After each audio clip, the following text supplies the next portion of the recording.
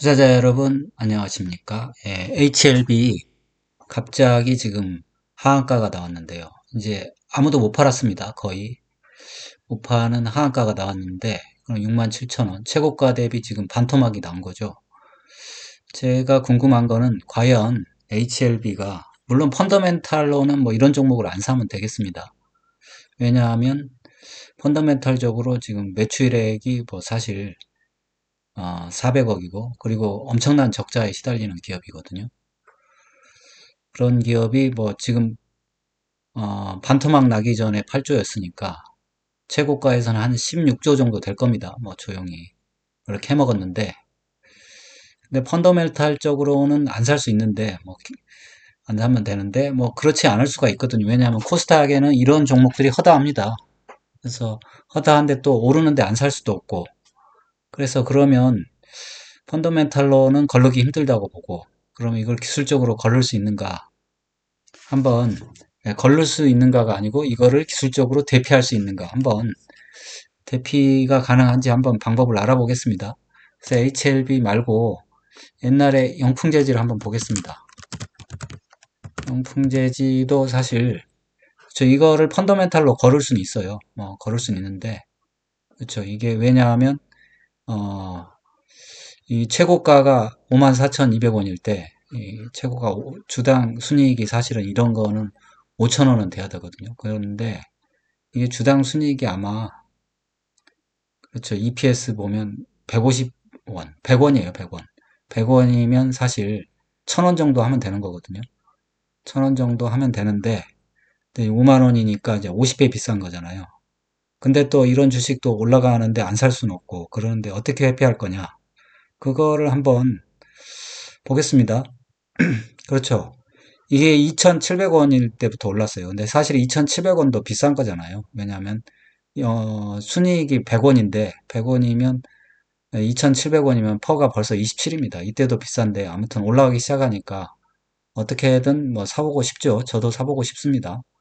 그런데 이 종목의 특징이 뭐냐면 올라갈 땐 좋아요. 계속 올라가니까. 근데 21선 지지받고 올라가는 건 좋은데 그렇죠. 이 종목의 특징이 뭐냐면 딱 최고가 치고 나서 그 다음부터는 올라가질 않습니다. 올라가질 않고 거래만 폭주하는 거예요. 이게 물량 떠넘기기 작전이거든요. 근데 이제 최고가에서 이렇게 플랫하게 가면 또 모아서 올라간다고 착각하기 쉽습니다. 그렇지만 이렇게 많이 올라와 있는 종목이 고가권에서 이렇게 횡보를 하면 조심해야 됩니다. 이 종목은 사실 이 종목도 팔 기회가 없어요. 한번 떨어지기 시작하면. 왜냐하면 이렇게 되거든요. 살, 팔 수가 없어요. 사실 팔 수가 없기 때문에 근데 마지막에라도 뭐 팔 수는 있습니다. 마지막이라도. 어쨌든 그러면 조심을 언제 해야 되느냐? 그렇죠. 이때 조심해야 되는 거예요. 21선이 지금 굵은 선인데 21선을 지지받고 올라간 거잖아요. 근데 21선을 깼잖아요. 이때부터 사실은 주의를 해야 되는 게 아니고 21선 깨면 매도해야 되는 거야, 원래. 매도하고 그렇죠. 근데 이제 계속 이걸 21선에서 횡보하잖아요. 그러면 이런 종목은 매수하면 안 됩니다. 언제 매수해야 되냐? 이 고가를 갱신할 때 매수를 하면 됩니다. 그렇죠. 이 고가를 갱신할 때 매수하고, 그렇죠. 그렇게 작정을 했으면, 매도하고 이렇게 작정을 했으면 당할 일이 없습니다. 매도하고. 이렇게 접근하시면 되고요. 이런 걸 잘 생각해야 돼요. 주봉을 한번 보겠습니다. 주봉을 보면 이걸 안 보여야죠. 주봉에서도 보면 지금 5주선 타고 계속 상승하는 거잖아요. 5주선이. 근데 보면 이제 다 상승하고 나서 5주선이 어떻게 됐습니까? 5주선이 딱 멈췄어요. 5주선이 횡보하는 거죠. 그래서 고가권에서 횡보가 얼마나 무서운지 다시 한번 보여주는 겁니다.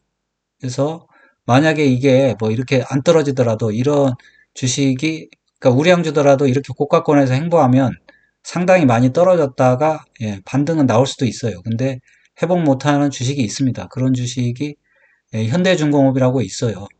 그런 주식도 과거에 이런 행태를 보여줬습니다. 물론 걔는 쌍봉은 만들어줘서 팔기에는 좋습니다. 한번. 그러니까 고가권에서 이렇게 주봉이든 일봉이든 횡보하면서 거래가 늘었다가 거래가 안 느는 이런 주식들 조심해야 됩니다.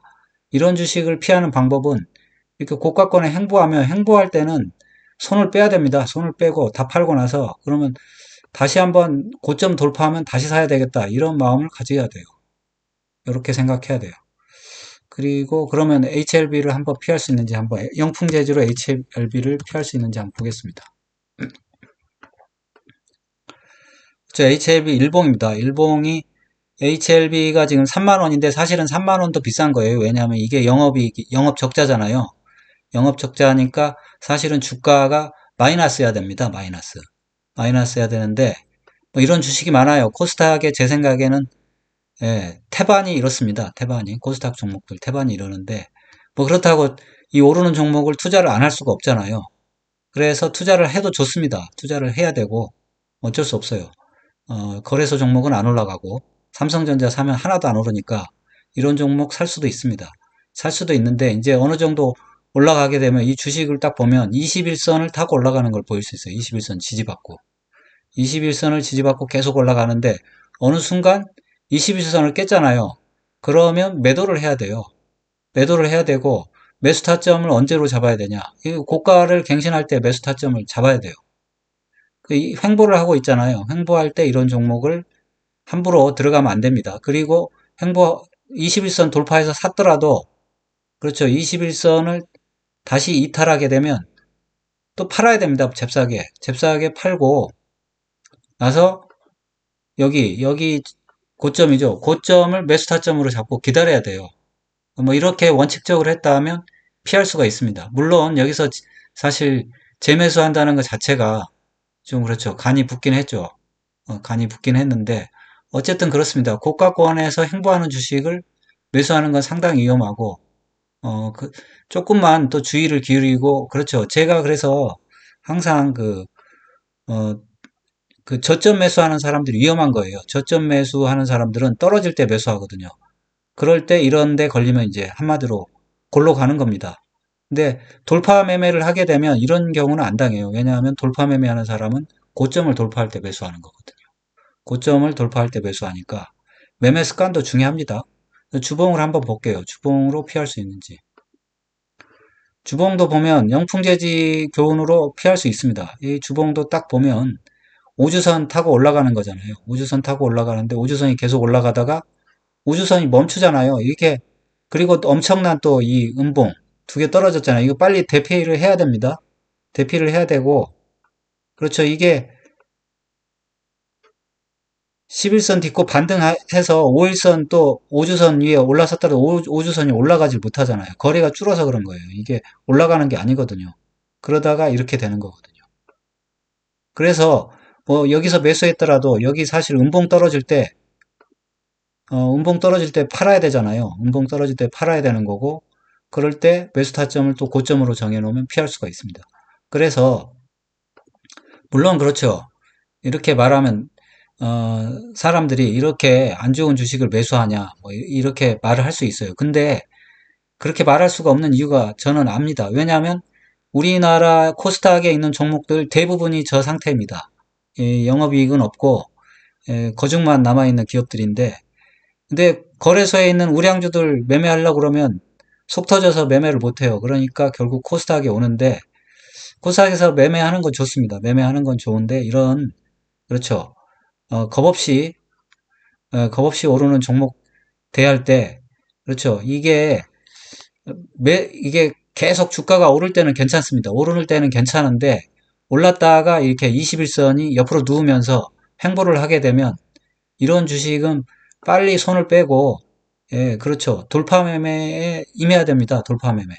그렇죠. 이런 주식을 가지고 저점 매수, 고가 매도 하다가는 골로 갑니다. 예, 이 정도로 HLB 충분히 영풍재지 교훈으로도 피할 수 있었다. 이 정도로 이 영상 마치겠습니다.